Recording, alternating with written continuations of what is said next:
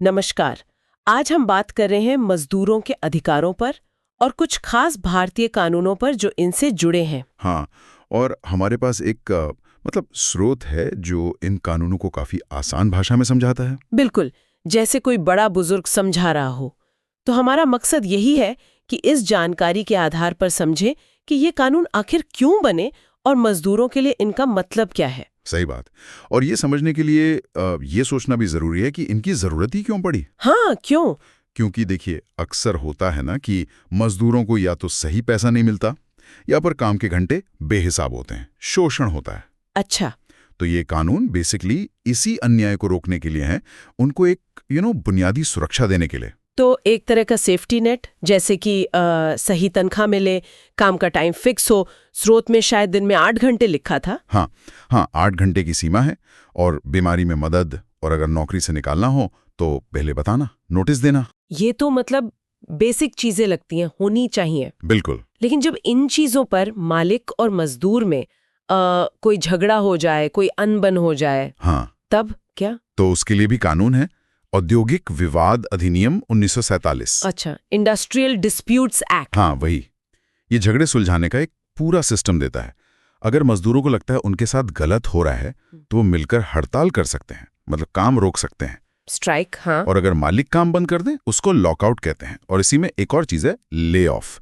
मतलब जब बिना मजदूर की गलती के उसे कुछ टाइम के लिए काम से हटा दिया जाता है। ओके। ऐसी सिचुएशन में सरकार बीच में आ सकती है, या फिर मामला इंडस्ट्रियल ट्रिब्यूनल को भेज सकती है। ये ट्रिब्यूनल क्या है? कोर्ट जैसा? हाँ, एक तरह की खास अदालत या मंच समझ लीजिए, जो सिर्फ ऐसे ही मामले सुलझाता है। तो मतलब अकेले लड़ने की जरूरत नहीं। शायद इसीलिए यूनियन बनती है। एकदम सही पकड़ा।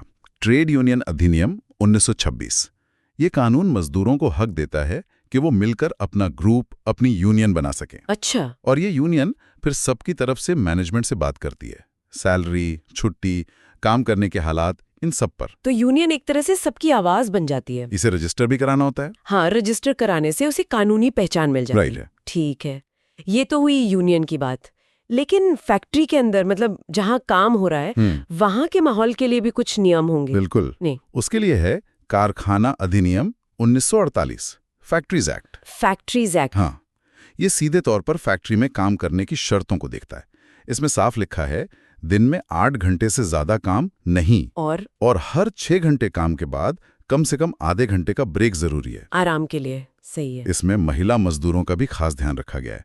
जैसे रात की शिफ्ट में उनसे बिना खास इजाजत के काम नहीं ले सकते। अच्छा, और क्या है इसमें? और बेसिक सुविधाएं, पीने का साफ पानी, टॉयलेट, सही रोशनी, हवा, ये सब होना जरूरी है। ये कानून ये दिखाता है कि मजदूर सिर्फ मशीन का पुर्जा नहीं है, इंसान है। उसके स्वास्थ्य और सम्मान का ख्याल रखना है। बहुत जरूरी बात है ये। और सबसे जरूरी चीज पर आते हैं, पैसा, मजदूरी, उसका क्या? यस, हाँ, मजदूरी के लिए है न्यूनतम मजदूरी अधिनियम 1948, minimum wages act. Minimum wages मतलब कम से कम कितनी मजदूरी मिले। बिल्कुल। ये कहता है कि हर राज्य सरकार अलग अलग काम के लिए एक मिनिमम रेट तय करेगी। हर राज्य की अपनी रेट लिस्ट। हाँ, और उस तय रेट से कम पैसा देना गैर कानूनी है।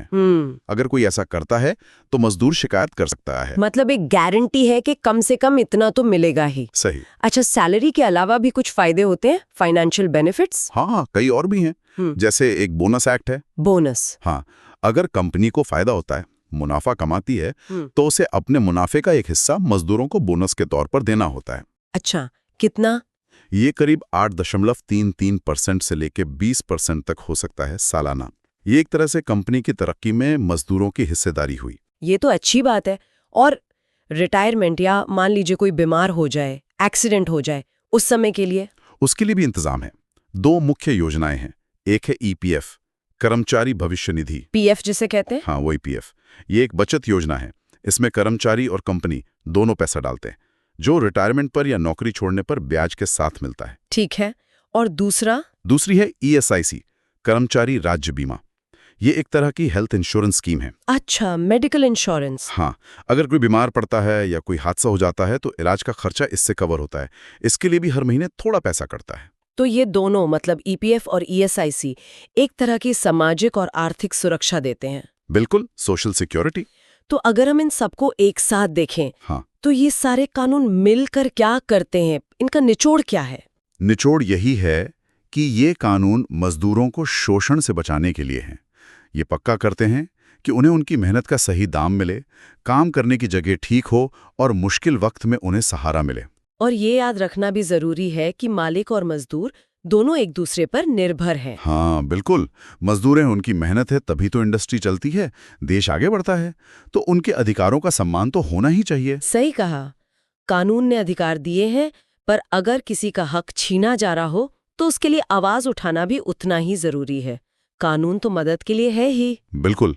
और यहीं पे एक सवाल भी उठता है जो शायद सोचने लायक है क्या?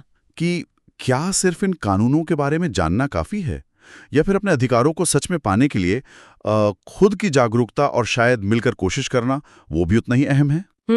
बहुत अहम सवाल है ये। जानकारी और अमल दोनों जरूरी हैं।